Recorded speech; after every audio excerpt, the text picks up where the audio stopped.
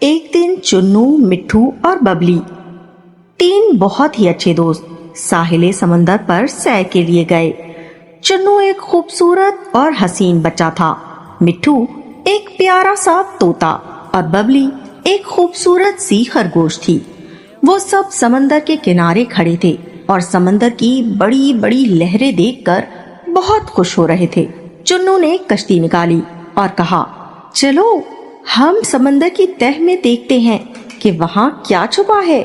مٹھو نے اپنے پروں کو پھیلایا اور ببلی نے اپنے کان جھٹکے جیسے وہ بھی تیار ہو۔ جب یہ تینوں سمندر میں کشتی چلا کر آگے بڑھے تو نیچے سے سمندر کی تہ کا منظر شیشے کے فرش سے دکھائی دینے لگا۔ واہ، دیکھو کتنی رنگ برنگی مچھلیاں ہیں، چنو نے خوشی سے کہا، اور سب حیرت سے سمندر کی تہ کو دیکھنے لگے۔ کچھ دیر بعد انہیں ایک بڑی جیلی فش ملی۔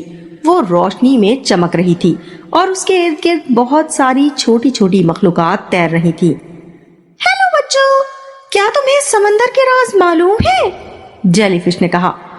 چنو، مٹھو اور ببلی حیرت سے اسے دیکھنے لگے۔ جیلی فش نے انہیں بتایا، سمندر میں بہت سی پوشیدہ چیزیں ہیں اور جو لوگ ہمت کرتے ہیں وہی انہیں تلاش کر پاتے ہیں۔ یہ تینوں دوست سمندر کے اندر مزید آگے بڑھے اور ایک بڑے مرجان کے باغ میں پہنچے۔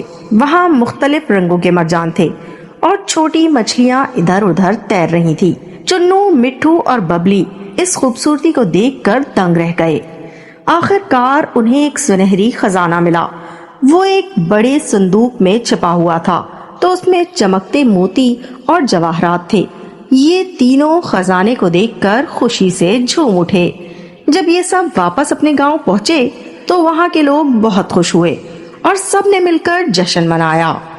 تو پیارے بچوں، اس کہانی سے ہمیں یہ سبق ملتا ہے کہ دنیا میں بہت سے راز اور خزانے چھپے ہوتے ہیں، لیکن انہیں صرف وہی لوگ پاتے ہیں جو ہمت سے کام لیتے ہیں اور نئی چیزوں کی تلاش کے لیے نکلتے ہیں۔